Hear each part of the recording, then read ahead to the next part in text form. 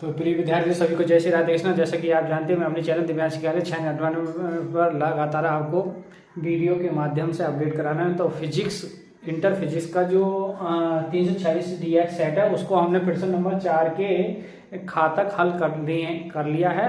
हम आगे जाके हमारे चैनल दिव्यांश शिकायत चैनल 98 पर बात कर लीजिए, देख लीजिए उसको और लाइक और सब्सक्राइब कीजिए, जिससे कि आपको और आने वाले और बच्चों को भी उसका फायदा हो, लाभ हो।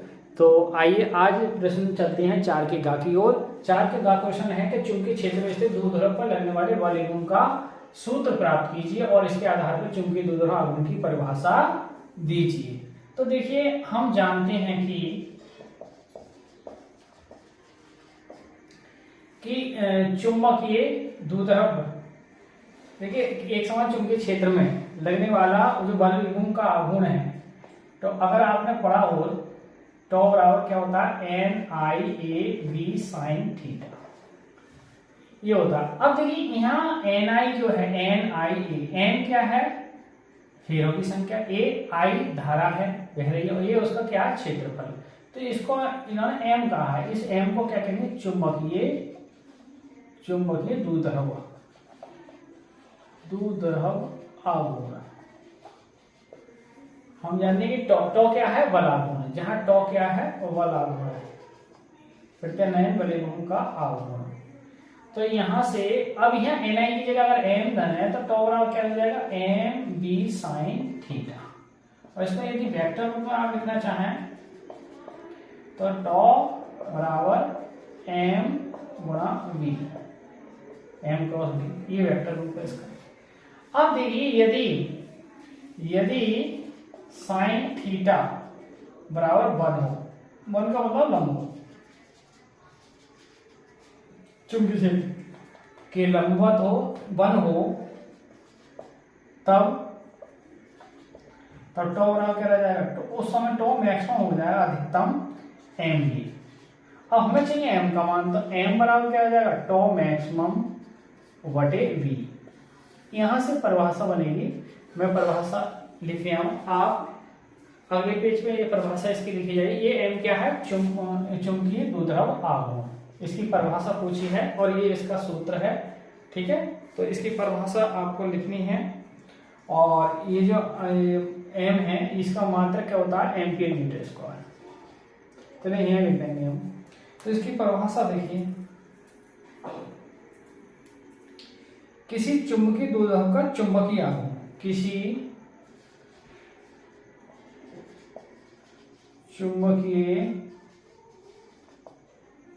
चुंबकीय द्विध्रुव, 2 पोल होते हैं चुंबक में, एक नॉर्थ पोल एक साउथ पोल, तो उसे द्विध्रुव कहेंगे, 2 डाइपोल। किसी चुंबकीय द्विध्रुव का चुंबकीय आघूर्ण, चुंबकीय द्विध्रुव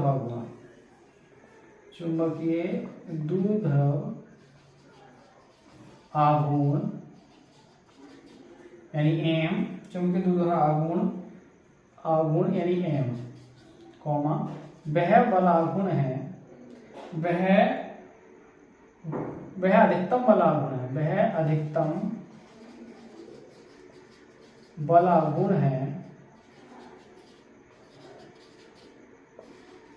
बल आघूर्ण है जब आघूर्ण है जो इस द्विध्रुव को है, जो इस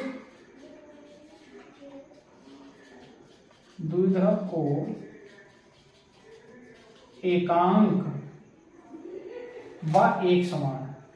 अब देखिए परिभाषा में थोड़ी सी इधर लिख दे रहे हैं आप, एकांक व एक समान चुंबकीय क्षेत्र, एकांक व एक समान चुंबकीय क्षेत्र में क्षेत्र की दिशा के लंबवत रखने पर द्विध्रुव पर लगता है। इसका मात्रक किसका M का, M क्या, चूंकि M का मात्रक क्या होता है एम्पियर मीटर स्क्वायर। और कैसी राशि, एक सदिश राशि है। और ये क्या है, इसकी विमा L स्क्वायर A होती है। ठीक है, तो ये बहुत बढ़िया मतलब आर्टिकल था। 3 नंबर में आपको इतना लिखना था। ठीक है, तो आप ये नोट कर सकते हैं। आइए फिर आगे बढ़े हम।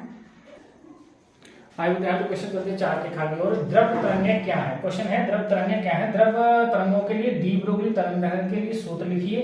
फोटोन तथा इलेक्ट्रॉन के लिए डी ब्रोगली तरंग दैर्घ्य बराबर है तब किसकी ऊर्जा अधिक होगी। आइए इसका उत्तर देखते हैं।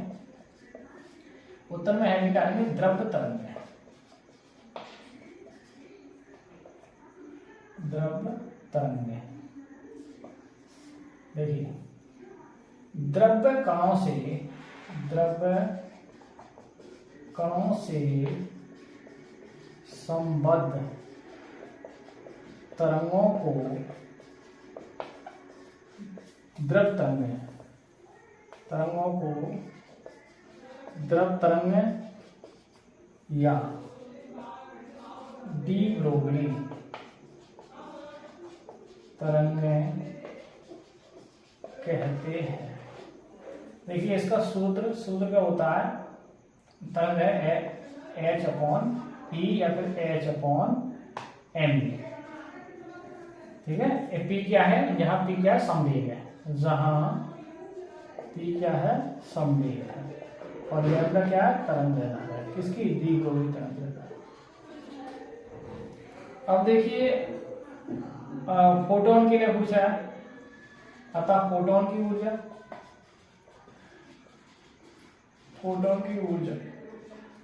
ई फोटोन फोटोन पीसी। और इलेक्ट्रॉन की ऊर्जा इलेक्ट्रॉन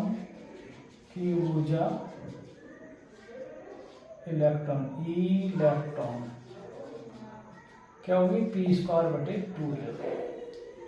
तो यहाँ क्या किसकी होगी, देखिए अतः फोटोन की ऊर्जा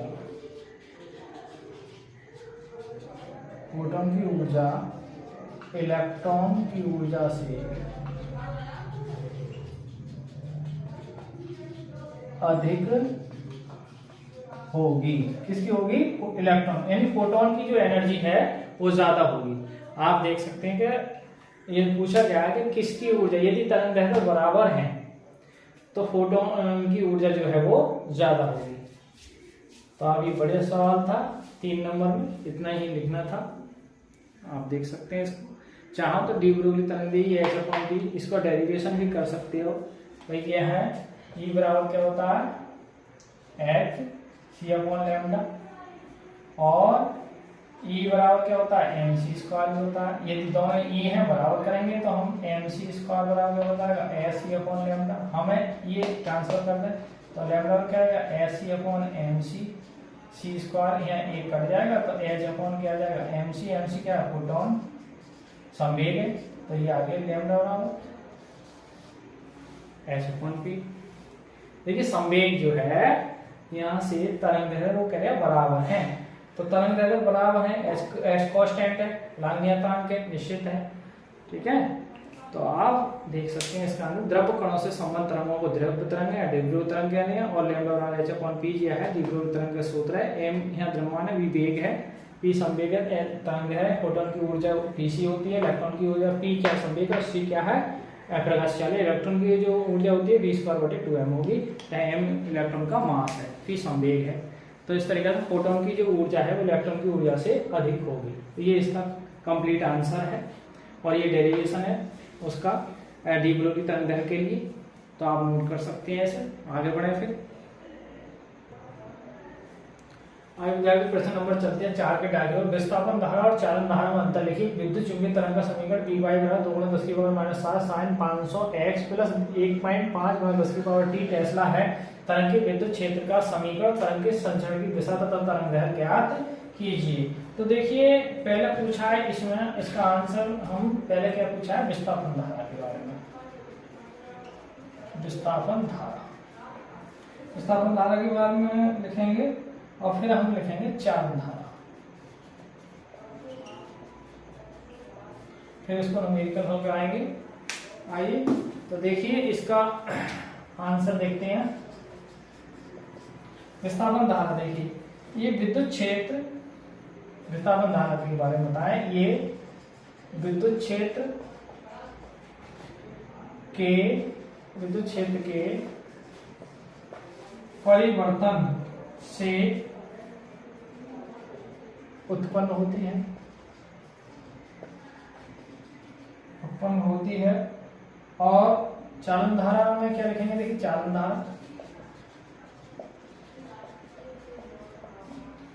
धारा में लिख देंगे ये आवेशों के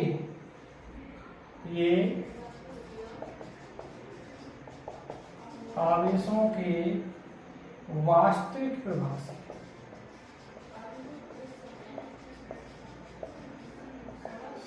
उत्पन्न होती है।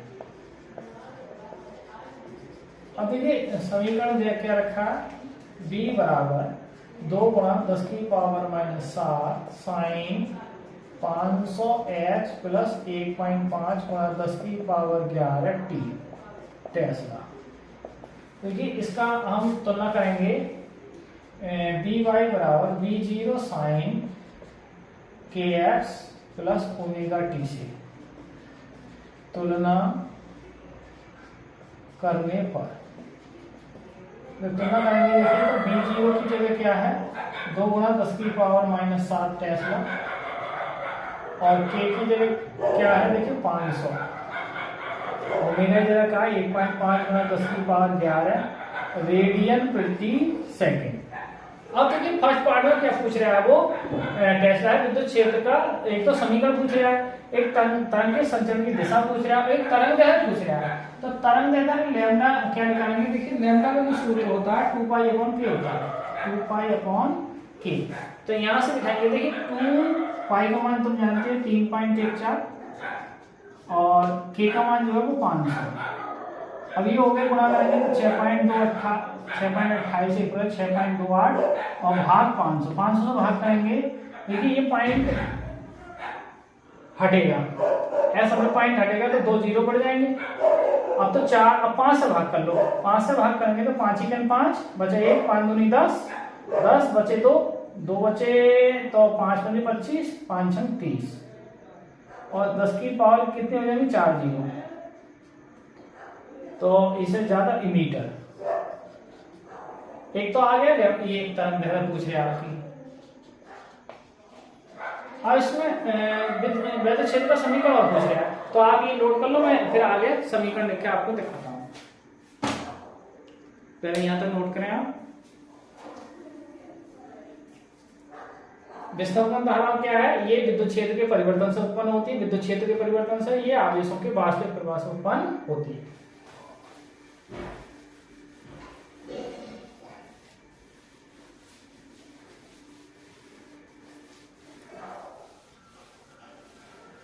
देखिए अब हम क्या लिखा रहे हैं, तो पहले हम क्या लिखाएंगे, देखिए E0 लिखाएंगे। चुंबकीय क्षेत्र का आयाम E0 बराबर होता है V0 गुणा C। V0 का मान कितना है, 2 गुणा 10 की पावर माइनस के साथ, C की वैल्यू आप जाने 3 गुणा 10 की पावर 8 और 2 दिया 6 गुणा 10 की पावर 8 है, ये माइनस के साथ है तो 10 बचेंगे यानी 60 मात्रक हो जाएगा इसका न्यूटन प्रति कूलम। अब विद्युत क्षेत्र की समीकरण,